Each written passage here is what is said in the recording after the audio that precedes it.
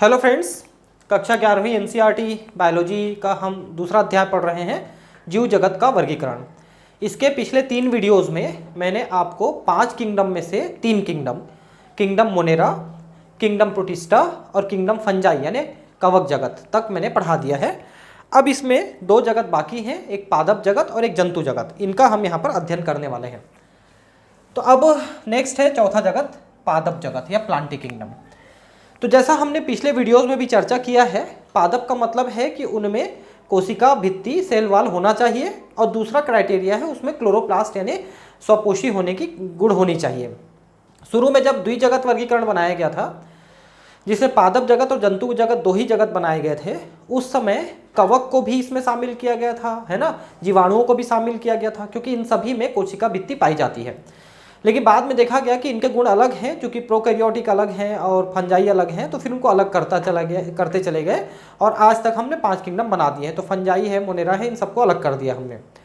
तो अब पादप जगत में हम ज़्यादातर बहुकोषीय पादप को लेते हैं, जिनमें कोशिका भित्ति भी है और ज़्यादातर में क्लोरोप्लास्ट है। ये अलग बात है कि कुछ पादप ऐसे भी हैं जिनमें क्लोरोप्लास्ट नहीं है और वो स्वपोषी नहीं है, परपोषी हैं या पैरासाइटिक हैं। जैसे कि अमरबेल है, जिसको हम डोडर कहते हैं, कस्क्यूटा, है ना, और मोनोट्रोपा है। तो कस्क्यूटा या अमरबेल जो है दूसरे पादप के ऊपर उगता है और उसमें से फ्लोएम से सीधा सीधा रस चूस लेता है, उसका फूड मटेरियल ले लेता है। और वैसे ही मोनोट्रोपा है, तो मोनोट्रोपा तो मृतोपजीवी पौधा है और वो सड़े गले मरे पे ग्रो करता है। भले ये एंजियोस्पर्म पौधा है लेकिन मृतोपजीवी पौधा है। ठीक है, इस जगत के जीव विषमपोषी पलट गया, पादप जगत पढ़ रहे थे। पादप जगत में स्वपोषी हैं। पादप जगत में वे सभी जीव आते हैं जो यूकैरियोटिक है और जिनमें क्लोरोफिल होते हैं। तो ये मैंने आपको बताया, क्लोरोफिल होना इनकी एक विशेषता है, कुछ के छोड़ करके, है ना। ऐसे जीवों को पादप कहते हैं। इनमें से कुछ पादप जैसे कीटभक्षी पौधे तथा परजीवी आंशिक रूप से विषमपोषी होते हैं। कीटभक्षी पौधे जैसे पीचर प्लांट है ना, या यूट्रिकुलेरिया है, ड्रोसेरा है, ये लोग अपने नाइट्रोजन की पूर्ति के लिए कीट पकड़ते हैं, इंसेक्ट पकड़ते हैं, क्योंकि उनमें नाइट्रोजन की ज़्यादा मात्रा होती है इंसेक्ट में, तो उसको ले लेते हैं। लेकिन ये अपना भोजन प्रकाश संश्लेषण द्वारा ही बनाते हैं, इसलिए इनको पूरी तरह से विषमपोषी नहीं कह सकते, हम आंशिक विषमपोषी जरूर कह सकते हैं, है ना। लेकिन जैसे अमरबेल है तो पूरी तरह से विषमपोषी है ना। ब्लेडर वर्ट तथा वीनस फ्लाई ट्रैप कीटभक्षी पौधे के और अमरबेल कस्क्यूटा परजीवी का उदाहरण है। तो ये अमरबेल तो आपने देखा होगा, पीले पीले ऐसे थ्रेड जो है, ऐसे धागे जैसे, मोटे मोटे धागे जैसे पूरे प्लांट में फैले होते हैं अमरबेल। पादप कोशिका में कोशिका भित्ति होती है और सेलुलोज की बनी होती है, और इसकी संरचना के बारे में विस्तृत वर्णन अध्याय 3 में हम पढ़ेंगे, है ना।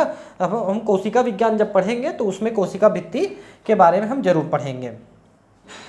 प्लांटी जगत में शैवाल, ब्रायोफाइट, टेरिडोफाइट, जिम्नोस्पर्म तथा एंजियोस्पर्म आते हैं। ठीक है, तो प्लांटी जगत में कौन कौन आ रहे हैं? अब शैवाल हैं।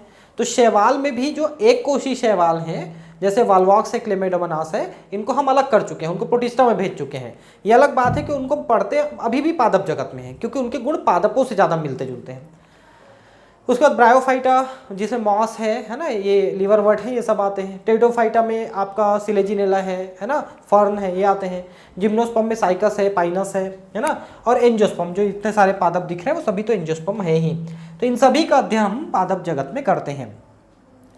पादप के जीवन चक्र में 2 स्पष्ट अवस्थाएं, द्विगुणित बीजाणुद्भिद तथा अगुणित युग्मोद्भिद होता है। देखिए, पादप में जो द्विगुणित अवस्था है उसको हम बीजाणुद्भिद या स्पोरोफिटिक कहते हैं, जो बीजाणु उत्पन्न करता है मियोसिस के द्वारा। और जो उसकी अगुणित अवस्था है उसको युग्मोद्भिद या गैमेटोफाइट कहते हैं, जो गैमीट यानी युग्मक उत्पन्न करता है और वो फर्टिलाइज करते हैं। तो देखिए, जो पादप हैं उनमें शैवाल और ब्रायोफाइटा, ये 2 हैं जिनका जीवन का मुख्य अवस्था जो है वो युग्मोद्भिद अवस्था है और वो हैप्लॉइड अवस्था है। उनमें स्पोरोफिटिक डिप्लॉइड अवस्था काफ़ी रिड्यूस्ड होता है मॉस इसमें, ब्रायोफाइटा में। और एल्गी में तो स्पोरोफिटिक अवस्था है ही नहीं, सिर्फ जाइगोट के तौर पे वहाँ पर डिप्लॉइड अवस्था आती है। उसके बाद टेरिडोफाइटा, जिम्नोस्पर्म, एंजियोस्पर्म, इनमें फिर डिप्लॉइड अवस्था, मेन अवस्था आ जाती है, डोमिनेंट स्टेज आ जाती है। और वो जो है स्पोरोफाइट है, इसलिए वो स्पोर पैदा करते हैं और मियोसिस के द्वारा पैदा करते हैं। तो इनके बारे में धीरे धीरे आप समझ पाएंगे। एकदम से आप स्पोरोफिटिक गैमेटोफिटिक समझना चाहेंगे तो नहीं समझ पाएंगे। मैं आपको धीरे धीरे इसको समझाते चले जाऊंगा, आपको एक दो टॉपिक और पढ़ने के बाद ये ठीक से समझ में आते चले जाएंगे। इसको पीढ़ी एकांतरण कहते हैं, मतलब एक के बाद एक ये दोनों पीढ़ी आते जाते हैं। विभिन्न प्रकार के पादप वर्गों में अगुणित तथा द्विगुणित प्रवस्थाओं की लंबाई और ये प्रवस्थाएं मुक्तजीवी हैं अथवा दूसरों पर निर्भर करती हैं के अनुसार विभिन्न होती हैं। तो मैंने बताया ना कि ब्रायोफाइटा में युग्मोद्भिद मुख्य अवस्था है और स्पोरोफिटिक उसमें जो बीजाणुद्भिद है वो उसमें डिपेंड करता है। बाकी में बीजाणुद्भिद मुख्य अवस्था है और गैमेटोफिटिक छोटी हो जाती है। युग्मनज यानी कि जाइगोट 2n, जाइगोट मतलब जो अंडाणु शुक्राणु के निषेचन से बनते हैं वो युग्मनज कहलाते हैं, नर और मादा युग्मक में। तो युग्मनज में म्योसिस विभाजन के द्वारा अगुणित बीजाणु बनते हैं। ध्यान देंगे यहाँ पर कि जो जाइगोट है उसमें म्योसिस होगा तो बीजाणु बनते हैं। ये बीजाणु यानी जो हैप्लॉइड बीजाणु है अंकुरित होकर युग्मोद्भिद को बनाते हैं। तो एक दूसरे में कन्वर्ट होते रहता है ये, ठीक है। बीजाणु से युग्मोद्भिद और युग्मोद्भिद में युग्मक बनते हैं और वो फर्टिलाइज करके बीजाणुद्भिद को बनाते हैं। तो इसको पूरी लाइफ साइकिल में जो है आगे आपको नेक्स्ट चैप्टर में जब पढ़ेंगे डिटेल में इसको तो मैं आपको बताने वाला हूँ कि कैसे लाइफ साइकिल इनका चलता है। ये बीजाणु हाँ ठीक है, तो मैंने बता दिया। युग्मक नर तथा मादा युग्मोद्भिद पर बनते हैं जो संलयित होकर पुनः द्विगुणित युग्मनज बनाते हैं, ठीक है। तो देखिए बीजाणुद्भिद का मतलब जो बीजाणु उत्पन्न करता है ना, स्पोरोफिटिक जो स्पोर उत्पन्न करता है, और युग्मोद्भिद का मतलब जो युग्मक उत्पन्न करता है। गैमेटोफाइट गैमीट प्रोड्यूस करता है, स्पोरोफाइट स्पोर प्रोड्यूस करता है। तो स्पोर कैसे प्रोड्यूस होता है, तो म्योसिस के द्वारा प्रोड्यूस होता है। और जो स्पोर होते हैं वो युग्मोद्भिद को बनाते हैं, गैमेटोफाइट को, ठीक है। और गैमेटोफाइट में गैमीट पैदा होते हैं, वो फर्टिलाइज होते हैं तो जाइगोट बनता है, उससे स्पोरोफाइट बनता है। तो स्पोरोफाइट हमेशा डिप्लॉयड होते हैं और गैमेटोफाइट हमेशा हैप्लॉयड होते हैं। युग्मनज से बीजाणुद्भिद विकसित होता है। इस प्रक्रम को संतति एकांतरण कहते हैं। अब इसको जो है मैं आपको नेक्स्ट क्लास में ही पढ़ाऊंगा, यहाँ पर ज़्यादा डिटेल हो जाएगा, ठीक है। आप इस जगत का विस्तृत वर्णन अध्याय 3 में पढ़ेंगे, है ना। तो वहाँ पर मैं आपको इसको ठीक से डिटेल बताते चले जाऊँगा, आपको अच्छे से समझ में आएगा। अभी यहाँ पर इसको इतने में ही रख देते हैं, ठीक है। अब है जंतु जगत या एनिमेलिया किंगडम। तो जंतु जगत में कौन आते हैं, वे जिनमें प्रकाश संश्लेषण की क्षमता नहीं होती है ना, और जो दूसरे से भोजन प्राप्त करके लेते हैं, जिनको विषम पोषी आप कह सकते हो, उनको अपन जंतु जगत में रखते हैं। ये अलग बात है कि इनमें से जो एक कोषी जंतु थे जिनको हम प्रोटोजोआ कहते थे, अमीबा, पैरामीशियम, ट्रिपेनोसोमा, इनको हम अलग कर चुके हैं और उनको अलग करके हमने भेज दिया है प्रोटिस्टा में, ठीक है। इस जगत के जीव विषम पोषी यूकैरियोटिक हैं जो बहुकोशी हैं और उनकी कोशिका में कोशिका भित्ति नहीं होती है। इनका भी हम डिटेल जो है जंतु जगत में पढ़ेंगे। काफ़ी अच्छा डिटेल है, मेरे हिसाब से 7-8 क्लासेस लग जाते हैं इसको पढ़ाने में। और पादप जगत के भी अलग से क्लास हम लेते हैं जिसमें 3-4-5-6 क्लासेस लग जाते हैं उसमें, ठीक है। ये भोजन के लिए परोक्ष तथा अपरोक्ष रूप से पौधों पर निर्भर करते हैं। मतलब शाकाहारी है तो सीधे निर्भर करेंगे, और मांसाहारी है तो शाकाहारी को खाएंगे और शाकाहारी पेड़ पौधे को खाते हैं, मतलब इनडायरेक्टली। तो जंतु जो है चाहे डायरेक्ट डिपेंड करें या इनडायरेक्ट डिपेंड करें, लेकिन वो एनी हाउ वो पौधों पे डिपेंड करते हैं अपने भोजन के लिए।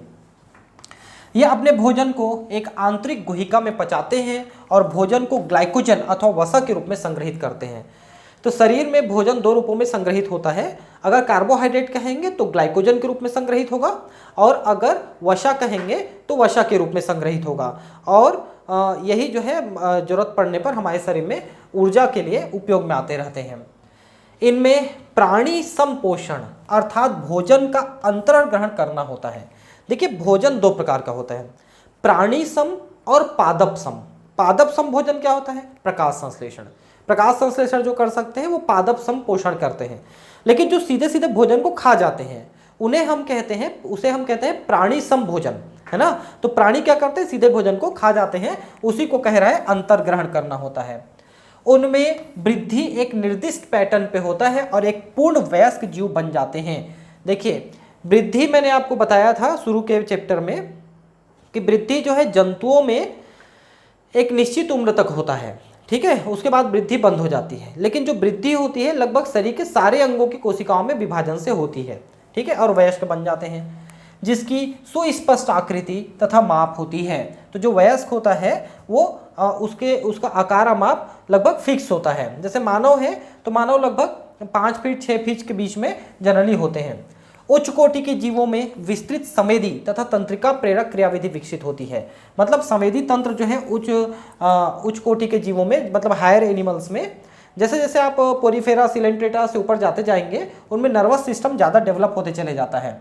इनमें से अधिकांश चलन करने में सक्षम होते हैं। ज़्यादातर जो जंतु हैं वो चल सकते हैं, उनके पास प्रचलन अंग होते हैं। ठीक है।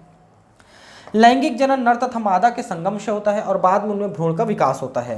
संघ के विभिन्न मुख्य अभिलक्षणों का विस्तृत वर्णन अध्याय 4 में किया गया है। तो हम इसको भी हम अध्याय 4 में पढ़ेंगे। अध्याय 3 में पादप के बारे में पढ़ेंगे और अध्याय 4 में हम जंतु के बारे में पढ़ेंगे। ठीक है। अब थोड़ा विषाणु, वायरस, वायरॉइड और प्रियॉन तथा लाइकेन के बारे में समझिए। देखिए इन तीनों चारों को मैं एक साथ पहले आपको बता दूं, है ना। विषाणु का मतलब है कि इसमें एक प्रोटीन का आवरण होता है और उसके अंदर डीएनए या आरएनए होता है। ठीक है। ये दो चीजें लगभग होते हैं हर एक वायरस में, हर एक विषाणु में। क्या क्या होते हैं? प्रोटीन का बना हुआ कैप्सिड, ठीक है, और दूसरा होता है जेनेटिक मटेरियल जो कि या तो डीएनए होता है या आरएनए होता है, दोनों नहीं होते, ध्यान रखेंगे। ठीक है। जैसे कि एचआईवी में आरएनए है, पोलियो में आरएनए है, इस तरह से। लेकिन ज़्यादातर जो बैक्टीरियोफेज वायरस है उसमें डीएनए है। तो या तो डीएनए या आरएनए दोनों में से एक ही होता है और ऊपर में प्रोटीन का कैप्सिड होता है। तो इस पूरे स्ट्रक्चर को अपन वायरस कहते हैं। लेकिन वायरॉइड कब कहेंगे? वायरॉइड तब कहेंगे जब एक प्रोटीन का कैप्सिड नहीं होता और केवल आरएनए का एक मॉलिक्यूल होता है और यही इन्फेक्शन करने में सक्षम होता है, बीमारी पैदा करने में सक्षम होता है, तो हम उसे वायरॉइड कहेंगे, जिसमें प्रोटीन का कैप्सिड नहीं होता। और प्रियॉन किसे कहेंगे? प्रियॉन हम उसे कहेंगे जिसमें आरएनए डीएनए नहीं होता, केवल प्रोटीन का कैप्सिड होता है, सिर्फ प्रोटीन का कैप्सिड, उसे प्रियॉन, और सिर्फ आरएनए या डीएनए उसे वायरॉइड। और ये दोनों चीजें जिसमें होते हैं वो वायरस होते हैं। और लाइकेन के बारे में तो आपको पता है कि लाइकेन का मतलब है कवक और शैवाल का आपस में सहजीवन होना, सहजीवी होना, वो लाइकेन कहलाते हैं। तो आर.एच. विटकर द्वारा सुझाए गए 5 जगत वर्गीकरण में लाइकेन व अकोशिकीय जीव जैसे वायरस, वायरॉइड, है ना, या प्रियॉन, जिसको प्रोशंक कह रहा है हिंदी में, प्रियॉन को, का उल्लेख नहीं किया गया है। इनका संक्षिप्त परिचय दिया जा रहा है। तो इनका वर्णन क्यों नहीं किया गया है? क्योंकि ये निश्चित नहीं होते कि आज ये स्पीसीज है, ये वैरायटी है, तो ये वही रहेगा, ऐसा नहीं है। बहुत जल्दी ये चेंज कर लेते हैं अपने आप को, इसलिए इनका एक निश्चित नामकरण करना मुश्किल है। किसी भी वायरस का, किसी भी बैक्टीरिया का निश्चित नामकरण करना मुश्किल होता है। और नामकरण कर भी देते हैं तो उनमें भी जल्दी जल्दी म्यूटेशन होते रहता है। जैसे कि मान लो आप कहते हो कि साल्मोनेला टाइफी एक बैक्टीरिया है जिससे टाइफाइड पैदा होता है, तो वो बैक्टीरिया अपने आप को जल्दी जल्दी चेंज कर रहा है ना। तो इस तरह से होते रहता है, उनमें म्यूटेशन होते रहता है। हम सभी कभी न कभी जुखाम अथवा फ्लू से ग्रसित होते हैं। क्या आप जानते हैं कि इसका वायरस कैसे प्रभावित करता है? तो वायरस जो है हमारे श्वसन तंत्र में जब इन्फेक्शन करता है तो श्वसन तंत्र की जो झिल्ली है जिसमें म्यूकस स्रावित होता है, नाक में सिनिडेरियन मेम्ब्रेन है और पूरे श्वसन तंत्र में है, तो इस झिल्ली में सूजन आ जाता है। तो सूजन आ जाने से क्या होता है कि ये म्यूकस जो है ज़्यादा सिक्रीट होने लगता है, ज़्यादा स्रावित होने लगता है और वही म्यूकस निकलने लगता है। तो वो हमारे नाक से निकल रहा है, तो उसी को हम सर्दी या फ्लू कहते हैं। वायरस का नाम वर्गीकरण में नहीं है क्योंकि ये वास्तविक जीवन नहीं है। आपको बता दें कि वायरस जो है जीवित और अजीवित के बीच का एक कनेक्टिंग लिंक माना जाता है।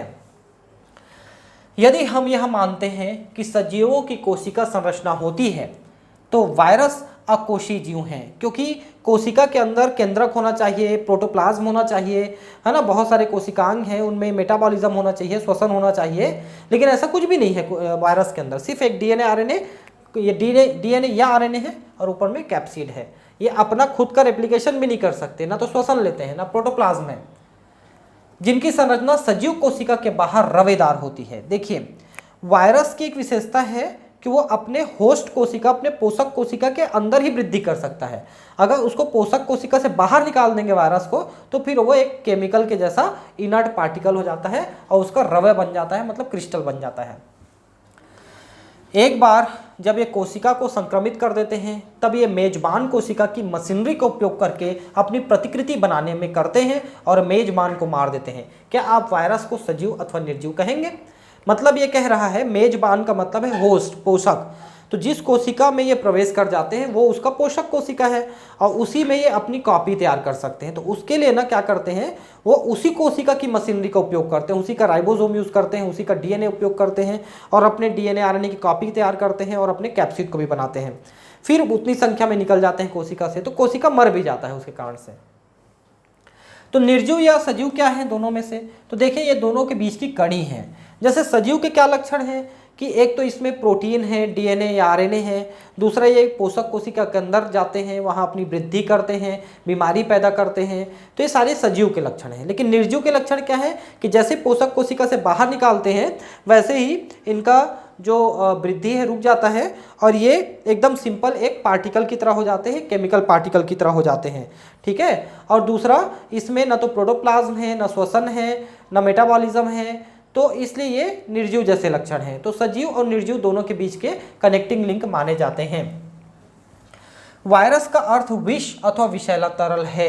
देखिए तो आइवानोस्की ने, डिमिट्री आइवानोस्की ने इस पे एक वर्क किया था। क्या वर्क किया था, देखिए आइवानोस्की ने किया था, तंबाकू के पौधे में एक रोग हो जाता है जिसको हम कहते हैं टोबैको मोज़ेक, जिसमें तंबाकू की पत्तियों में धब्बे हो जाते हैं, तंबाकू की फसल खराब हो जाती है। तो उन पौधों का रस निकाला इन्होंने, जो इन्फेक्टेड पौधे थे उनका रस निकाला, ठीक है। रस निकाल के उनको छाना, रस को छाना, किससे छाना, तो इन्होंने जीवाणु रोधी फिल्टर से छाना, मतलब उसमें जीवाणु पास नहीं हो सकते, इतना छोटा फिल्टर था वो। तो नीचे जो फिल्ट्रेट निकला तो कंफर्म था कि उसमें जीवाणु नहीं है, क्योंकि जीवाणु तो रुक गया है ना। अब वो जो फिल्ट्रेट है उसको स्वस्थ पौधों में छिड़क दिया गया, तो उन स्वस्थ पौधों में भी ये रोग हो गया। तो इसीलिए उस द्रव को जो विषैला जैसा काम कर रहा है, नया रोग पैदा कर दे रहा है, जिसमें जीवाणु नहीं है, क्योंकि हमने बैक्टीरियल प्रूफ फिल्टर से छाना है, जीवाणु नहीं है, उसके बावजूद वो रोग पैदा कर दे रहा है। मतलब वो जीवाणु से भी छोटे जो हैं कोशिकाएं या कोई ऑर्गेनिज्म है उसके द्वारा बीमारी पैदा हो रही है, तो इसलिए उसको वायरस नाम दिया गया, उसे विष के बराबर नाम दिया गया। डिमिट्री आइवानोस्की ने तंबाकू के मोज़ेक रोग के रोगाणुओं को पहचाना था, जिन्हें वायरस नाम दिया गया। इनका माप बैक्टीरिया से भी छोटा था, क्योंकि ये बैक्टीरियल प्रूफ फिल्टर से भी निकल गए थे। M.W. बिजरनीक ने पाया कि संक्रमित तंबाकू के पौधों का रस स्वस्थ तंबाकू के पौधों को भी संक्रमित करने में सक्षम है। तो आइवानोस्की के बाद ये काम बिजरनीक ने आगे बढ़ाया था, ध्यान रखेंगे, ठीक है। इसी के नाम पे बिजरनीकिया करके एक बैक्टीरिया भी है। उन्होंने इस रस को कंटेजियम वाइनम फ्लूइडम, मतलब संक्रामक जीवित तरल कहा था, कंटेजियम वाइनम फ्लूइडम। W.M. स्टेनले ने बताया कि वायरस को क्रिस्टलाइज किया जा सकता है, क्रिस्टल, जैसे कि शक्कर का क्रिस्टल होता है, नमक का क्रिस्टल होता है, वो रवे है ना, वही तो है क्रिस्टल। इस रवे में मुख्यतः प्रोटीन होता है, वे अपने विशिष्ट मेजबान कोशिका के बाहर निष्क्रिय होते हैं। वायरस अविकल्पी परजीवी होते हैं। अविकल्पी परजीवी का मतलब क्या होता है कि ऐसे परजीवी जो सिर्फ परजीवी रह सकते हैं, वो दूसरे तरीके से अपना जीवन यापन नहीं कर सकते। मतलब कोशिका के बाहर अगर उनको निकाल देंगे तो कोई दूसरे तरीके से वो जीवित नहीं रहेंगे, उसी परजीवी के तौर पे ही जीवित रह सकते हैं, ठीक है। वायरस में प्रोटीन के अतिरिक्त आनुवांशिक पदार्थ भी होता है, जो आरएनए अथवा डीएनए हो सकता है, दोनों नहीं होते, ध्यान रखेंगे। किसी भी वायरस में आरएनए तथा डीएनए दोनों नहीं होते हैं। वायरस केंद्रक प्रोटीन और इसका आनुवांशिक पदार्थ संक्रामक होता है। तो मैंने बताया ना कि वायरस में दो चीज़ें होते हैं, एक तो केंद्र में न्यूक्लिक एसिड डीएनए या आरएनए और बाहर में प्रोटीन होते हैं। प्रायः सभी पादप वायरस में एक लड़ी वाला आरएनए होता है। ध्यान रखेंगे कि पादप में जो अटैक करने वाले वायरस हैं और पादप में जो रोग उत्पन्न करते हैं, उन वायरस में जनरली सिंगल स्ट्रैंडेड आरएनए होता है। सिंगल स्ट्रैंडेड मतलब आप समझ रहे होंगे कि जैसे डीएनए में यहाँ पे 2 स्ट्रैंड पड़ते हैं और ये दोनों ऐसे कॉइल किए हुए हैं, तो डबल स्ट्रैंडेड हो गए, लेकिन आरएनए में सिंगल स्ट्रैंड होता है, ठीक है, न्यूक्लियोटाइड के जनरली। तो सिंगल स्ट्रैंडेड आरएनए जो पादप में अटैक करने वाले वायरस होते हैं उनमें होता है। और सभी जंतु वायरस में एक अथवा दोहरी लड़ी वाले आरएनए अथवा डीएनए होते हैं। जंतु वायरस में बहुत वेरिएशन है, उसमें आरएनए डीएनए सिंगल डबल कोई भी स्ट्रैंडेड हो सकते हैं। बैक्टीरियल वायरस, जिसको जीवाणुभोजी या बैक्टीरियोफेज कहते हैं, आवरण वायरस जो बैक्टीरिया पर संक्रमित करता है, प्रायः दोहरी लड़ी वाले डीएनए वायरस होते हैं। देखिए अब यहाँ पर 2 पिक्चर बने हैं, आप इसको जरा देख लीजिए पहले। ये टोबैको मोज़ेक वायरस का पिक्चर है, ठीक है। तो इसमें क्या है देखिए, ये टोबैको मोज़ेक वायरस ना ऐसा एक पेन जैसा स्ट्रक्चर होता है, छोटा सा एकदम माइनर मतलब माइन्यूट पेन जैसा स्ट्रक्चर होता है, मतलब प्रोटीन का जो कैप्सिड है से लंबा होता है, और इसके अंदर जैसे हमने रिफिल लगाया हुआ है वैसे ही उसके अंदर आरएनए का एक मॉलिक्यूल होता है जो सिंगल स्ट्रैंडेड होता है। दूसरा कि बाहर का जो प्रोटीन कैप्सिड है ये छोटे छोटे यूनिट्स का बना हुआ है, ये देखिए छोटे छोटे यूनिट्स जो दिख रहे हैं ब्रिक्स जैसे, ईंटें जैसे, इनको हम कहते हैं कैप्सोमियर, ठीक है, कैप्सोमियर। ध्यान रखेंगे किसी भी वायरस में जो कैप्सिड होता है वो कैप्सोमियर्स का बनता है और इनकी संख्या भी निश्चित होती है। जैसे टीएमवी में कैप्सोमियर की संख्या 2130 होती है। इतनी ईंटों जैसी संरचनाएं कैप्सोमियर से ये टीएमवी वायरस का जो कैप्सिड है वो बना होता है, और इसके अंदर जो ये आरएनए है ये सिंगल स्ट्रैंडेड आरएनए होता है। ध्यान रखेंगे इस बात को, ठीक है। तो ये तो हो गया आपका टोबैको मोज़ेक वायरस। और ये जो स्ट्रक्चर है ये बैक्टीरियोफेज का स्ट्रक्चर है, ये बैक्टीरिया के ऊपर अटैक करते हैं। जैसे कि मान लो एक बैक्टीरिया है तो उसमें जाके चिपक जाएंगे। तो ये पूरा स्ट्रक्चर देख लीजिए कैसा है। तो बाहर में ये कैप्सिड है और इसके हेड के अंदर ऐसा डीएनए का एक क्वाइल्ड फॉर्म में मॉलिक्यूल होता है इसके अंदर। हेड में, हेड जो है हेक्सागोनल शेप का होता है, और यहाँ पर आप देखिए कि बीच में एक कॉलर है, ठीक है, कॉलर। उसके बाद ये जो है ये वाला जो पार्ट है ये इसका नेक वाला पार्ट है, और नीचे सबसे नीचे जो है ये एक इसका टेल वाला पार्ट है, ठीक है। और ये जो नेक वाला पार्ट है उसमें एक कवर लगा हुआ है, और टेल वाले पार्ट में तो 6 ऐसे पिन्स लगे हुए हैं जिसको पेग्स कहते हैं, और ऐसे 6 ऐसे फाइबर्स लगे हुए हैं। तो ये पेग्स और फाइबर्स जो हैं इसको बैक्टीरिया की कोशिका में टिका के रखने में मदद करते हैं। जैसे बैक्टीरिया कोशिका में चिपक जाते हैं ऐसे, तो इसको फिसलने से बचाता है वो, ठीक है। ये जो है बैक्टीरिया की कोशिका में इसको ये पेग्स जो है फिसलने से बचाते हैं, ग्रिपिंग करते हैं, और ये उनको चिपका के रखते हैं उसमें। फिर ये छेद कर देता है बैक्टीरिया कोशिका में और अपने डीएनए को इसके अंदर रिलीज कर देता है। फिर उसके अंदर वो अपनी कॉपी करता है डीएनए की, और ऐसे ही प्रोटीन कैप्सिड उसके अंदर पूरा बना के फिर बैक्टीरिया को फाड़ के बाहर निकाल आते हैं। तो बैक्टीरिया नष्ट हो जाता है, इसलिए इसको जीवाणु भोजी कहते हैं, बैक्टीरियोफेज कहते हैं। वो नष्ट हो जाता है इसके अटैक करने से। प्रोटीन के आवरण को कैप्सिड कहते हैं, और यह छोटी छोटी उप इकाइयों जिन्हें कैप्सोमियर कहते हैं। हिंदी में आप देख लीजिए कैप्सिड है और कैप्सोमियर को पेटी कोशक कह रहा है, ठीक है। इनसे मिलके बनते हैं। जैसे मैंने कहा टीएमवी का जो है वो 2130 कैप्सोमियर से बना हुआ है। कैप्सिड न्यूक्लिक एसिड को संरक्षित करता है। ये कैप्सोमियर कुंडलनी अथवा बहुफलक ज्यामितीय रूप में लगे रहते हैं। तो ये अलग अलग शेप साइज में रहते हैं कैप्सोमियर।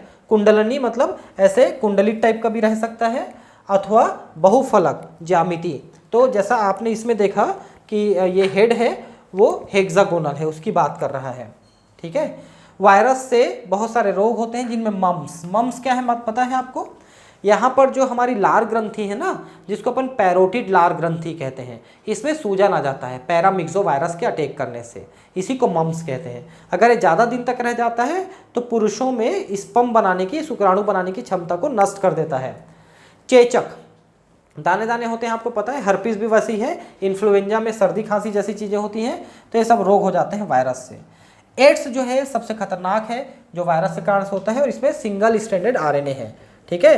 पौधों में मोजैक बनना, अभी आपने देखा टोबैको मोजैक। पत्तियों का मुड़ना, कुंचन मतलब पत्तियों का ऐसे रोल कर जाना, पीला हो जाना। सिरा स्पष्टता मतलब कि जो वेन्स ऐसे पत्तियों में, जैसे ये पत्ती है तो ऐसे वेन्स जाए रहते हैं ना, तो इनके आसपास जो है एकदम क्लीन हो जाता है, मतलब टिश्यू नष्ट होने लगते हैं। बौना रह जाएगा। अवरुद्ध वृद्धि मतलब वृद्धि नहीं हो पाएगी पौधे की। वायरस जो है बहुत खतरनाक होते हैं पौधों के लिए भी, और उनकी ग्रोथ को करीब करीब वो रोक देते हैं। नेक्स्ट है वायरॉइड। तो वायरॉइड मैंने बताया कि वायरस का ही रूप है, लेकिन इसमें बाहर का कैप्सिड नहीं होता, सिर्फ आरएनए का एक मॉलिक्यूल होता है, और वही इन्फेक्शन करने में, वही बीमारी पैदा करने में सक्षम भी रहता है, ठीक है। उसे वायरॉइड कहते हैं। सन 1971 में टी.ओ. डायनर ने एक नया संक्रामक कारक खोजा जो वायरस से भी छोटा था, जिसके कारण से पोटैटो स्पिंडल ट्यूबर नाम का रोग हो रहा था। देखिए जो आलू है उसमें स्पिंडल ट्यूबर मतलब जो आलू का जो ट्यूबर है जो आप खाते हो आलू, उसमें मतलब ऐसे फाइबर बन जाएंगे। वायरॉइड्स में आरएनए तथा प्रोटीन आवरण जो वायरस में पाए जाते हैं उनका अभाव होता है। ठीक है, तो प्रोटीन आवरण नहीं होता, इसलिए यह वायरॉइड के नाम से जाने जाते हैं। वायरॉइड के आरएनए का आणविक भार कम होता है, केवल आरएनए होता है, प्रोटीन आवरण नहीं होता। ठीक है, ये थोड़ा सा लिखने में आगे पीछे हो गया है, कोई बात नहीं है। तो अब है प्रियॉन। तो अभी आपने देखा कि वायरस में दोनों चीजें हैं, प्रोटीन का कैप्सिड और आरएनए। फिर वायरॉइड में देखा प्रोटीन का कैप्सिड नहीं, केवल आरएनए है। अब प्रियॉन में देखोगे आरएनए नहीं है, केवल कैप्सिड है, दोनों में से एक ही चीज है। ये प्रियॉन है और बहुत खतरनाक डिजीज है, डिजीज पैदा करते हैं। आधुनिक चिकित्सा में कुछ संक्रामक न्यूरोलॉजिकल बीमारियां असामान्य रूप से फोल्ड प्रोटीन वाले कारकों द्वारा प्रेषित पाई गई हैं। इन कारकों का आकार वायरस के आकार के समान था। इन कारकों को प्रोशंग या प्रियॉन्स कहते हैं। प्रोशंग द्वारा प्राणियों में होने वाली सबसे उल्लेखनीय बीमारी बोवाइन स्पीजीफॉर्म एन्सेफेलोपैथी है, जिससे ब्रेन जो है नष्ट होने लगता है। मवेशियों में मैड काउ रोग हो जाता है और वो पागल हो जाती हैं, और मनुष्यों में भी इसी प्रकार की बीमारी CR जैकब डिजीज होता है, क्रुचफील्ड जैकब डिजीज। ये क्या चीज होता है, इसमें मानसिक रूप से वो डिस्टर्ब हो जाता है और धीरे धीरे व्यक्ति जो है पागलपन का शिकार हो जाता है। तो प्रियॉन जो है मुख्यतः दिमाग को प्रभावित करने वाला इन्फेक्टिव एजेंट है। ठीक है, अब हम बात करेंगे लाइकेन की। तो लाइकेन के बारे में एक बार फिर से मैं बता देता हूँ, ये सहजीवी हैं कवक और शैवाल के बीच में। तो अब शैवाल कितने प्रकार के हैं, एक तो हरे शैवाल मुख्यतः होते हैं और एक नीले हरे शैवाल जो इनमें यूज होंगे ना। हम लाल ब्राउन ये सब तो पढ़ेंगे नहीं, अभी हम सिर्फ दो की बात करेंगे, एक हरे शैवाल और एक नीले हरे शैवाल। और कवक में होते हैं बेसिडियोमाइसिटीज और एस्कोमाइसिटीज। तो जनरली हरे शैवाल का संबंध एस्कोमाइसिटीज से और नीले हरे शैवाल का संबंध बेसिडियोमाइसिटीज से होता है, और ये लाइकेन बनते हैं। और लाइकेन की विशेषता ये है कि कवक जो है नमी अवशोषित करके देता है और शैवाल जो है उसको भोजन बनाता है। तो ये एक प्रकार से मास्टर और स्लेव एसोसिएशन है, मतलब कि मालिक और गुलाम का एसोसिएशन। मालिक कौन है, तो मालिक इसमें कवक है और गुलाम है इसमें शैवाल। इसी को हस्बैंड वाइफ रिलेशनशिप भी कहा जाता है, क्योंकि हस्बैंड कमा के लाता है और वाइफ खाना बनाती है। जनरली ऐसे ही देखा गया है, आजकल तो जॉब कर रही लड़कियां अलग बात है। तो इसमें जो है हस्बैंड हो जाता है कवक और वाइफ हो जाती है शैवाल। तो इस तरह से इस एसोसिएशन को कई नामों से हम जानते हैं। लाइकेन शैवाल तथा कवक के सहजीवी सहवास अर्थात पारस्परिक उपयोगी सहवास है। शैवाल घटक को शैवलांस यानी कि इसको इंग्लिश में फाइकोबायोन्ट और कवक घटक को माइकोबायोन्ट कहा जाता है। फाइकोबायोन्ट और माइकोबायोन्ट मिलकर करते हैं। एक और चीज़ बता दूं कि लाइकेन अपने आप में वृद्धि करने में सक्षम है, इसलिए ऐसे स्थान पे वृद्धि कर लेता है जहाँ पर कोई भी पौधा वृद्धि नहीं किया रहता। जैसे कि मान लो कोई चट्टान है खाली या कोई पत्थर है, तो उसके ऊपर भी ये वृद्धि कर जाता है। बस ये एक ही जगह वृद्धि नहीं कर पाता जहाँ पर SO2 का बहुत ज़्यादा प्रदूषण होता है, सल्फर डाइऑक्साइड का प्रदूषण ज़्यादा होता है, वहाँ पर ये वृद्धि नहीं कर पाता है शैवाल। तो शैवलांस यानी कि फाइकोबायोन्ट और माइकोबायोन्ट होते हैं जो क्रमशः स्वपोषित तथा परपोषित होते हैं। तो शैवाल जो है भोजन प्रकाश संश्लेषण द्वारा बनाते हैं और वो कवक को भी देते हैं। शैवाल कवक के लिए भोजन संश्लेषित करता है और कवक शैवाल के लिए आश्रय देता है और खनिज एवं जल का अवशोषण भी करता है। हवा से ही नमी अवशोषित कर लेता है। इनका सहवास इतना घनिष्ठ होता है कि यदि प्रकृति में लाइकेन को देख लें तो यह अनुमान लगाना संभव है कि इनमें से दो विभिन्न जीव हैं। लाइकेन के अंदर कौन कवक है कौन शैवाल है, यह बताना मुश्किल है। लाइकेन प्रदूषण के बहुत अच्छे संकेतक हैं। वे प्रदूषित क्षेत्रों में नहीं उगते हैं और विशेषकर SO2 सल्फर डाइऑक्साइड का जहाँ पर प्रदूषण ज़्यादा होता है वहाँ पर ये नहीं उगते हैं। प्रोटिस्टा जगत में क्राइसोफाइट, डाइनोफ्लेजिलेट, यूग्लिनॉइड, अपवंक कवक एवं प्रोटोजोआ जैसे एक कोषीय यूकेरियोटिक जीवधारी सम्मिलित किए गए हैं। ठीक है, अब इसको जो लिखा है यहाँ पर ये तो मैंने आपको काफ़ी हद तक पढ़ा दिया है। ठीक है, उसी को ये दोबारा बता रहा है। तो चलिए पढ़ लेते हैं एक बार क्या कौन कौन से जगत में क्या क्या है, इसको थोड़ा सा फिर से एक बार बता रहा है। तो प्रोटिस्टा जगत में क्राइसोफाइटा यानी कि डाइनोफ्लेजिलेट, ये क्राइसोफाइट मतलब डाइटम्स, फिर डाइनोफ्लेजिलेट, यूग्लोनाइड, अवपंक कवक, प्रोटोजुआ, ये एक कोषीय यूकेरियोटिक जीवधारी सम्मिलित किए गए हैं। प्रोटिस्टा जीवधारी की कोशिका में संगठित केंद्रक तथा झिल्लीबद्ध कोशिकांग पाए जाते हैं। इनमें प्रजनन अलैंगिक तथा लैंगिक दोनों प्रकार का होता है। मतलब एक कोषी जितने भी यूकेरियोट हैं वो प्रोटिस्टा में है, चाहे वो कवक जैसे हैं, अवपंक कवक, या फिर वो पादप जैसे हैं, या फिर वो जंतु जैसे हैं, लेकिन वो एक कोषी हैं, यूकेरियोटिक है, तो सब प्रोटिस्टा में आते हैं। फंजाई जगत की संरचना तथा आवास में बहुत विभिन्नता होती है। अधिकांश कवक में मृत जीवी प्रकार का पोषण होता है। तो कवक में क्या विशेषता हमने देखा कि वो बिना प्रकाश संश्लेषण वाले होते हैं, एक कोषी या बहुकोषी हो सकते हैं, और उनमें काइटिन का कोशिका भित्ति होता है। कुछ कवक मृतोपजीवी होते हैं जो सड़े गले मरे पे ग्रो करते हैं, और कुछ परजीवी होते हैं जो जीवित जीव पे बीमारी उत्पन्न करते हैं।